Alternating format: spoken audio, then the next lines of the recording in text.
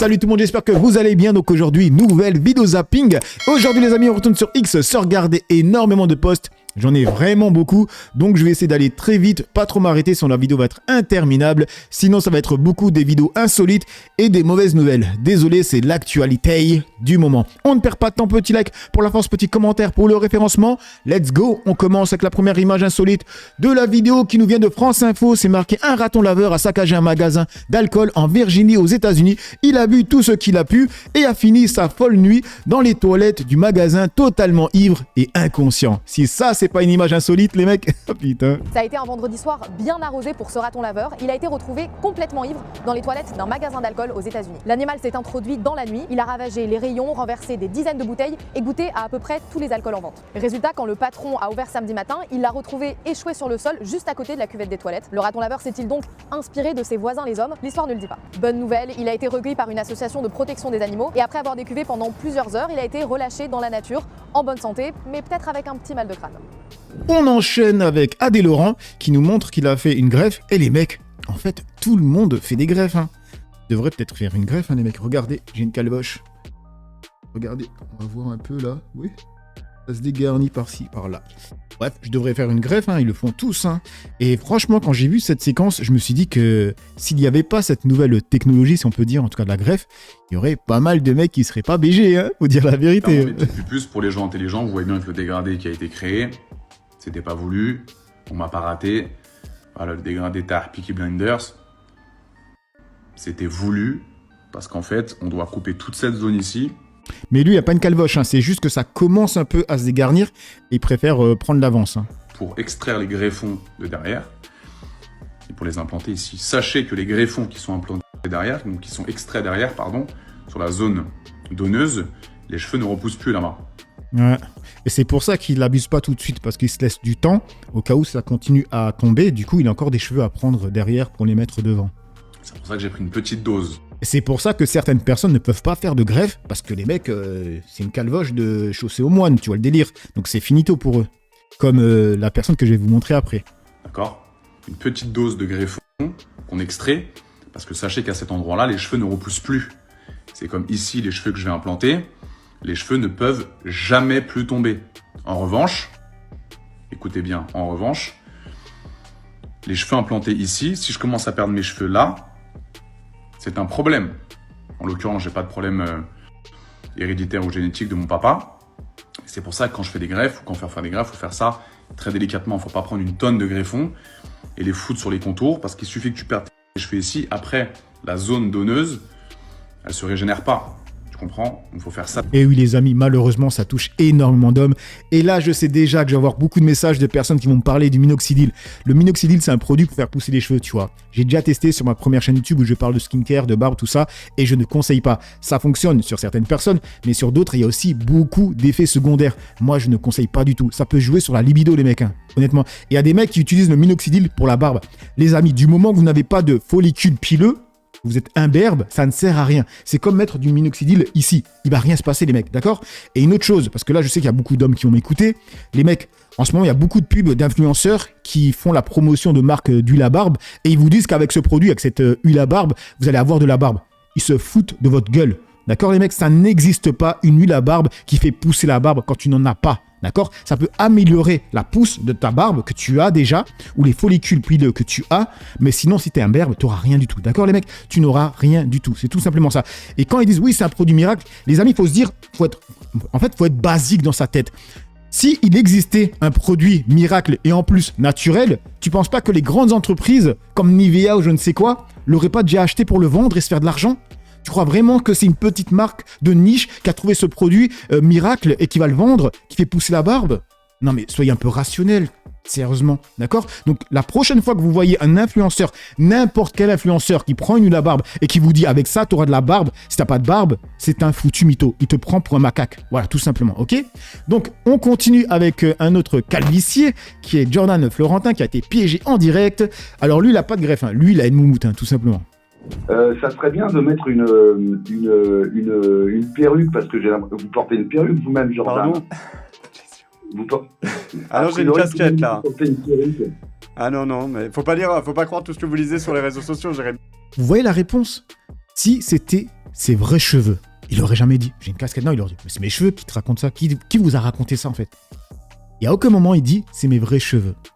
Il assume pas d'être calvitie. Faut assumer, mec. Non. Ah bon, bah faut nous le prouver parce que j'ai vu une photo de vous, vous êtes chaud. Ah et non, tout, non, mais non. après, moi, ça me dérange. J'avais pas entendu Mais cette après- rumeur en tout cas, mais. Ah, oui. A Ça- priori, ça- vous assumez pas votre... Genre, son collègue, il a dit, j'avais pas entendu cette rumeur. Genre, son collègue, il sait pas que le mec, il a une moumoute. Tout le monde le sait. À part son collègue. Ça pousse sur les dépenses publiques. Hum. C'est ça. D'accord, non, j'en sais rien. Non, mais on a l'impression, en Alors, tout il va cas... falloir faire attention quand on va arriver au pouvoir. Hein. Ouais. Bon, Non, merci mais c'est beaucoup, cette Jérémy. photo, Il y En a tout- une photo de vous qui traîne avec... Vous êtes calme. Ah, il y bah, a vous une savez, la gauche est prête à tout. La gauche est prête à tout, Jérémy. Bon, merci beaucoup. Sur la boutique, Ok, c'est la faute de la gauche, en fait. Du coup, il y a une personne qui a dit, il est vraiment chauve. Ben, là, c'est une vieille photo, les mecs. Hein. Là, c'est une vieille photo. Et là, ça commençait déjà à bien reculer. Je pense que... Et en plus, c'était léger devant. Hein. Je pense que là... C'est bien derrière, hein. Franchement, c'est bien derrière. Et du coup, on continue avec Jordan Florentin qui a marqué en direct. Nous avons souhaité faire réagir Raphaël Arnaud à notre première hors-série. Échange musclé devant l'Assemblée nationale. Je lui rappelle qu'il est officiellement un délinquant car condamné pour violence. Le député LFI n'a pas souhaité répondre à nos questions. Franchement, les amis, c'est un échange de sourds. Franchement, c'est un dialogue de sourds. Regardez. C'est assez intéressant. Qu'est-ce que vous pensez du terrorisme de l'extrême droite Qu'est-ce que vous pensez du terrorisme de l'extrême droite Le fait qu'il y a des attentats déjoués chaque année en France et en Europe. Vous pensez quoi Mais c'est-à-dire qu'en fait, je suis pas vraiment lié à des affaires terroristes, mais justement, je... Et vous alors Le terrorisme de l'extrême droite, parce que là, vous parlez de terrorisme. Quelle affaire terroriste il y a dans ce papier On se demande comment est-ce que vous pouvez faire autant la promotion de ces mêmes militants d'extrême droite. Mais en fait, c'est pas la question. On parle de terrorisme. Et vous êtes pas bien quand on parle de terrorisme parce que vos petits amis concoctent des attentats, etc. Alors, qu'est-ce qu'on parle de terrorisme? Moi, je ne sais pas de votre propagande. Je vous explique quand on parle de terrorisme. On parle de terrorisme de vos petits amis qui concoctent des attentats. Les amis aux États-Unis en Hongrie, aux Pays-Bas sont qualifiés comme terroristes. Par vos amis fascistes qui justement mènent des attentats, etc. On parle de terrorisme. Qu'est-ce que vous avez à dire sur les attentats qui sont déjoués en France? Qu'est-ce que vous avez à dire là-dessus? Vous condamnez les attentats? Vous condamnez le fait que notamment des militants comme Logan Nizan, qu'est-ce que vous en avez parlé? Qu'est-ce que vous en avez parlé? Qu'est-ce que... Alors, mais là, non mais c'est vous qui... Le mec, il s'écrit en 2023 ou 2024. Non, vous condamnez le Hamas. Il en est encore là. Vous qui bégayez lorsqu'on parle d'attentat de l'extrême droite. Vous avez été condamné pour violence. Pourquoi est-ce que vous parlez pas de ça? Pourquoi vous parlez pas de ça? Mais on parle de terrorisme, vous mettez terroriste affilié sur la question la une de frontière. On n'est pas fébrile, monsieur Florentin. Vous êtes fébrile parce que vous êtes un délinquant, monsieur. Vous êtes officiellement, désormais, un complètement serein délinquant. par rapport à ça. Mais délinquant de quoi? De quoi vous me parlez? On parle de terrorisme, vos amis. On parle de terrorisme. On parle de terrorisme, de projet d'attentat de vos amis. Les deux ne s'écoutent pas, en fait. Bref, ils ne s'écoutent pas. Sinon, pour parler de la calvoche de Florentin, pourquoi moi je suis sûr que c'est une moumoute? C'est parce qu'il est constamment avec une casquette, alors que soi-disant, il a des cheveux longs.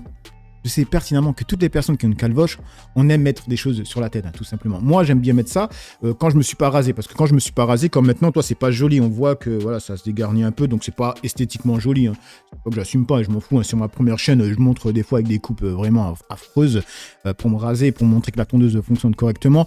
Donc non, de ce côté-là, j'assume. Mais voilà, pour être présentable devant l'audimat, hein, d'accord, je mets quand même un truc, un couvre-chef.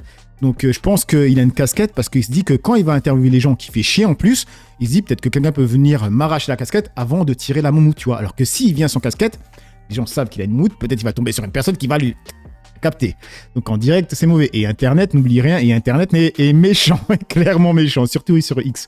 On enchaîne avec Citizen Media, et là, c'est les mauvaises nouvelles qui vont commencer. Donc c'est marqué info, dès le 1er janvier 2026, vous devrez déclarer tous les dons que vous recevez en ligne sur les sites des impôts, les sommes d'argent, peu importe le montant, les dons annuels, des biens meubles, bijoux, véhicules, œuvres d'art, objets de valeur, etc.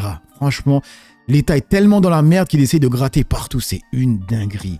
Du coup, il a rajouté, exception à la déclaration des dons 2026, les cadeaux d'usage ne sont pas concernés. Donc, Heureusement, pour les anniversaires, Noël, mariage et naissance, ça va. Là, on va pas être taxé, ou bien en tout cas, ils vont pas demander qu'on déclare, parce que quand ils demandent de déclarer, c'est pour, in fine, taxer, bien sûr, les mecs.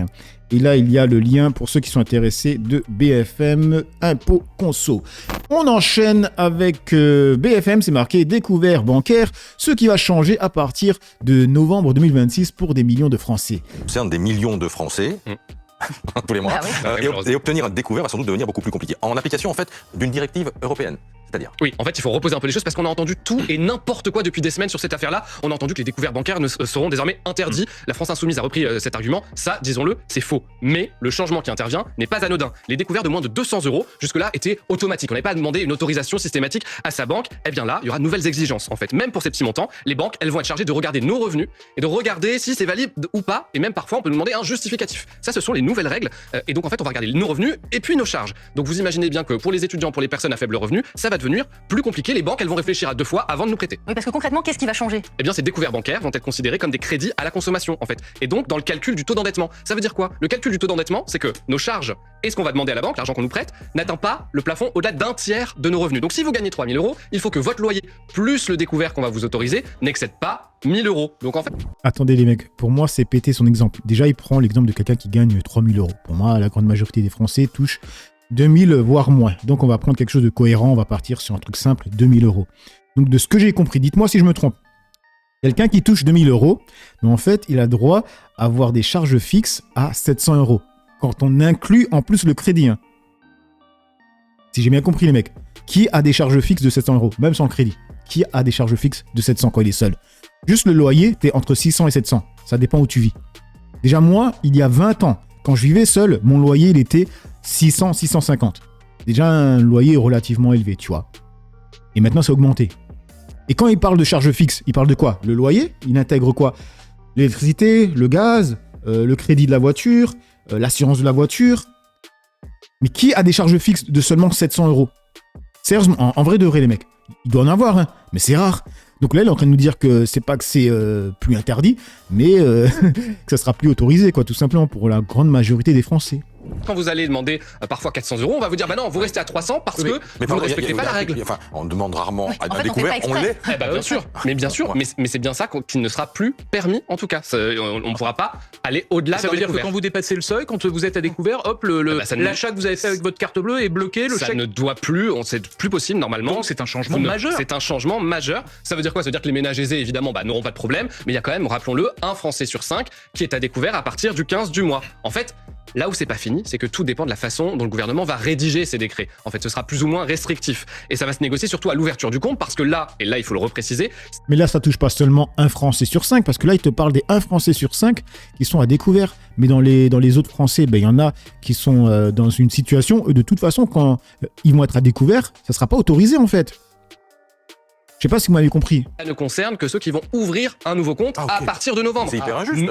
C'est très injuste parce que nous, si vous avez déjà un compte dans une banque, vous ne serez pas concerné par cette règle. Donc c'est pour les jeunes en fait. C'est pour ceux qui vont ouvrir un compte, tout à fait. Et voilà, encore une mesure de plus contre les jeunes. Mais est-ce que c'est pas contestable il y a quand même une vraie inégalité face aux découverts quand même. C'est pas fait. C'est pas fait. Il faut que le Parlement le vote et là, on n'y est pas encore.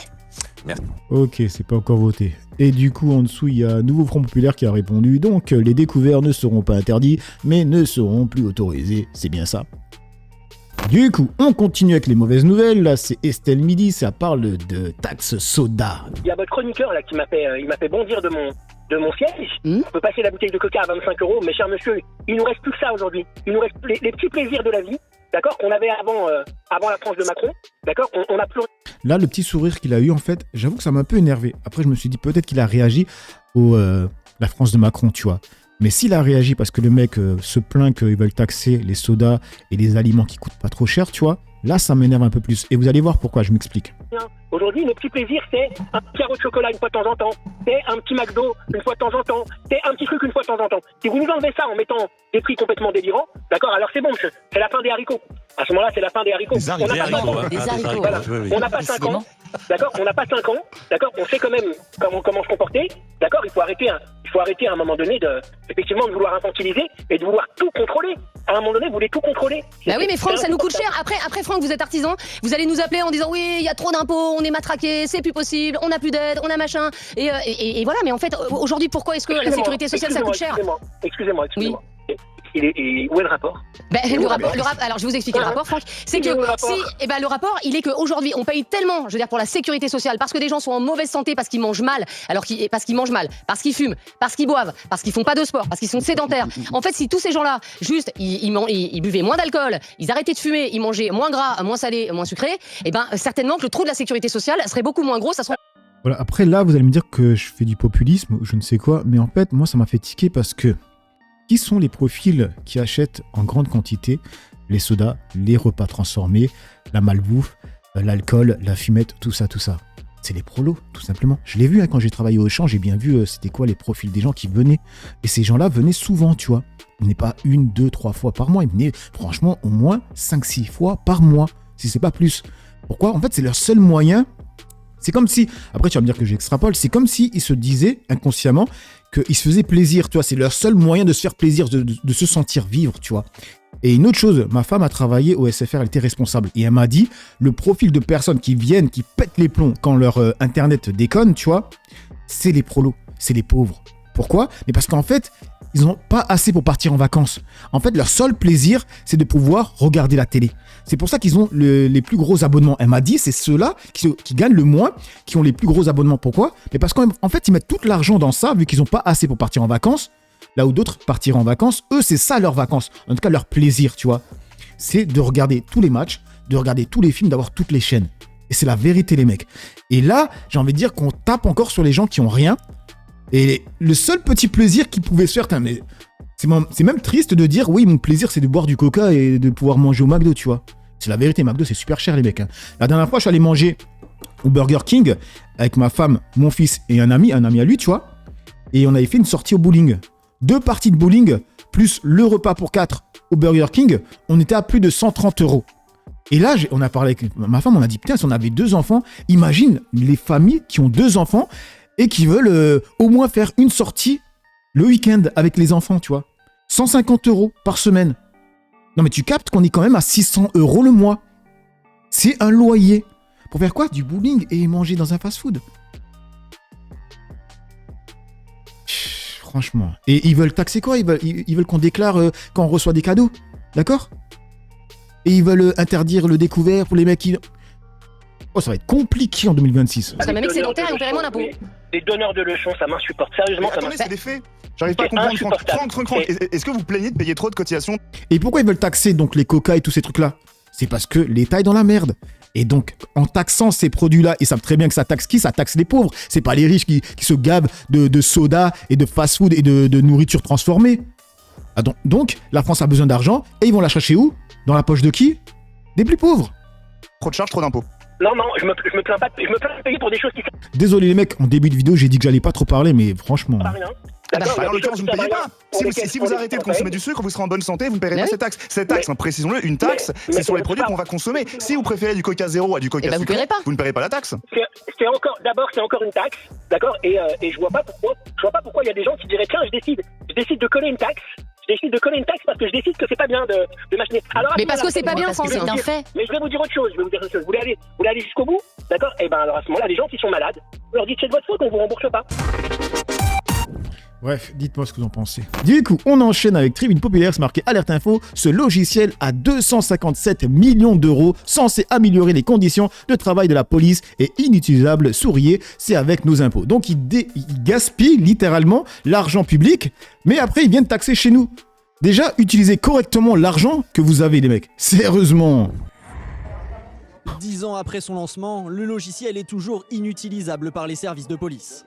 Développé depuis 2016 pour faciliter la rédaction des procès-verbaux, l'outil baptisé XPN est aujourd'hui étrié dans un rapport de la Cour des comptes, consulté par le journal Le Monde. Outre les pannes fréquentes, le logiciel ne permet toujours pas d'enregistrer le moindre fichier au format PDF si sa taille excède une résolution de 5 mégaoctets. Dès lors, pas d'autre choix que de dégrader la qualité des images pour les intégrer à un fichier et les rendre ainsi inexploitables par les magistrats. Dans un document de plus de 500 pages, la juridiction financière pointe également son coût pharaonique, 257,4 millions d'euros. Franchement, avant de taxer tout et n'importe quoi, ils devraient penser à bien utiliser l'argent qu'on leur donne, sérieusement. Du coup, on enchaîne avec Ninuveh Deschamps qui a marqué « Imaginez juste 2 secondes si le PS, le PCF, les écologistes au LFI investissaient au municipal une tête de liste condamnée à 8 ans de prison ferme pour terrorisme. Imaginez juste, on en aurait entendu parler matin, midi et soir, mais là, ça passe crème. » Quelques questions qui se posent autour d'un certain nombre de candidats RN, le candidat en Corse notamment, un ancien nationaliste qui avait été condamné à de la prison pour terrorisme.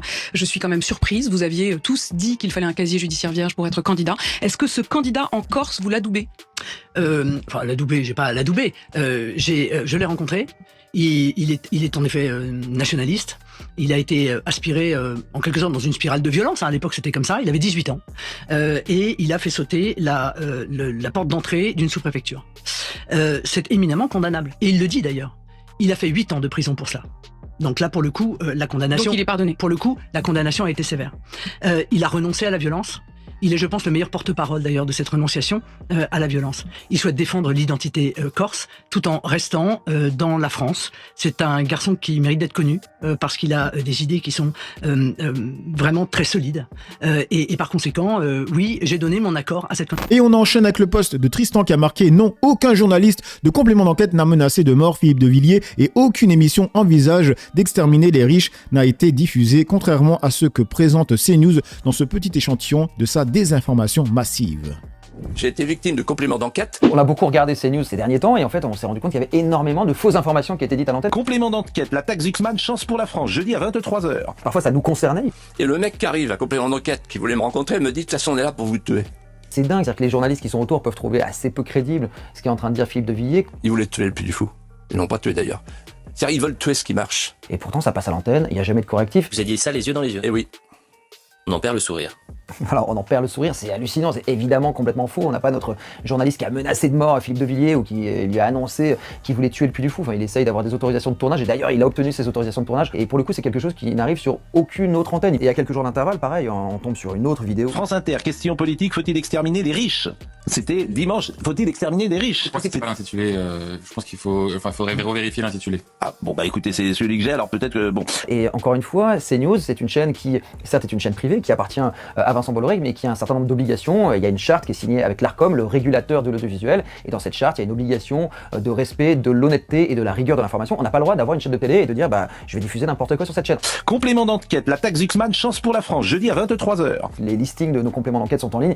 Jamais on a fait d'émission sur Zuckman et encore moins une émission qui s'appellerait taxe Zuckman, chance pour la France. Donc c'est ça qui est vraiment incroyable, c'est que Pascal Praud, on le laisse à l'antenne dire des choses qui sont complètement fausses, des choses qu'il ne va pas corriger. C'est vrai qu'à l'époque de la fermeture de C8, beaucoup ont crié à la censure en disant c'est inacceptable, l'Arcom mène une cabale contre C8. Personne n'a pris le temps de rappeler qu'il y avait un deal, il y a un contrat qui est signé entre l'Arcom et les chaînes qui utilisent le canal de la TNT, sinon ils peuvent aller sur le câble, il n'y a pas de problème. Si CNews aujourd'hui connaît le succès qu'il a, c'est aussi parce qu'il diffuse sur le canal de la TNT qui est regardé gratuitement par des millions de téléspectateurs. Donc c'est ce qu'on essaie de faire dans ce sujet, c'est d'expliquer qu'effectivement il y a un deal, il y a un contrat signé, et dans ce deal il y a des obligations qui ne sont pas toujours respectées effectivement par CNews.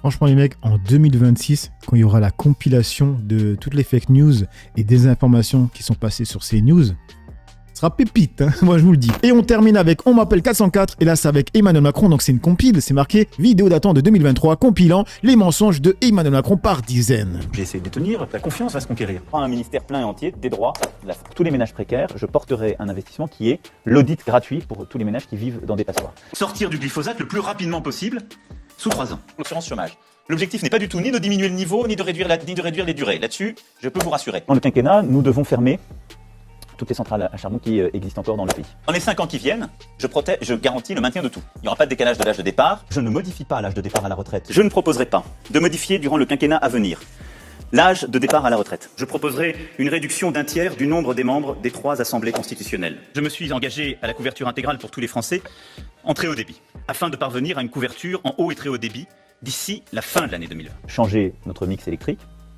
pour atteindre à horizon 2025 les 50%. Les ministres eux-mêmes doivent devenir comptables des actes accomplis dans leurs fonctions ordinaires. C'est pour cette raison que je souhaite la suppression de la Cour de justice de la République. Je ne veux plus, d'ici la fin de l'année, avoir des femmes et des hommes dans les rues. Je proposerai ainsi que le Parlement soit élu avec une dose de proportionnelle. Sur les néonicotinoïdes, est-ce que vous revenez sur la règle actuelle, c'est-à-dire l'interdiction en 2020 ? Non. Je veux que d'ici 2022, on ait au moins 200 000 jeunes qui puissent bénéficier d'Erasmus. Nous proposons, dans les zones les plus en difficulté, diviser par 2 le nombre d'élèves par classe. Ne pas investir pour notre part, en tant que candidat d'En Marche aux élections législatives, un candidat qui aurait un casier judiciaire, approcher le régime de retraite aujourd'hui qui par nos parlementaires avec le régime de retraite de droit commun. Je me suis attaché à simplement faire ce à quoi je m'étais engagé durant la campagne présidentielle. Alors j'annonce que si les Français me font confiance à nouveau, nous lancerons immédiatement un effort massif de purification de l'air dans nos écoles, nos hôpitaux, nos maisons de retraite et dans tous les bâtiments publics. Et vous en verrez les premiers résultats avant la fin de cette année. Avant la fin de cette année. Parce que c'est notre projet. Vive la République. Vive la France. Ah ouais, c'était une grosse compilation. Hein. En même temps, Macron, c'est du lourd. Bref, donc voilà les amis pour cette petite vidéo zapping réaction. Dites-moi ce que vous en pensez dans l'espace commentaire, dans la joie et la bonne humeur, sans insultes comme d'habitude. N'oubliez pas le petit like pour la force, petit commentaire pour le référencement. J'ai assez parlé pour le peu que j'ai parlé, même si j'ai trop parlé parfois. Je vous dis à une autre vidéo. Ciao tout le monde.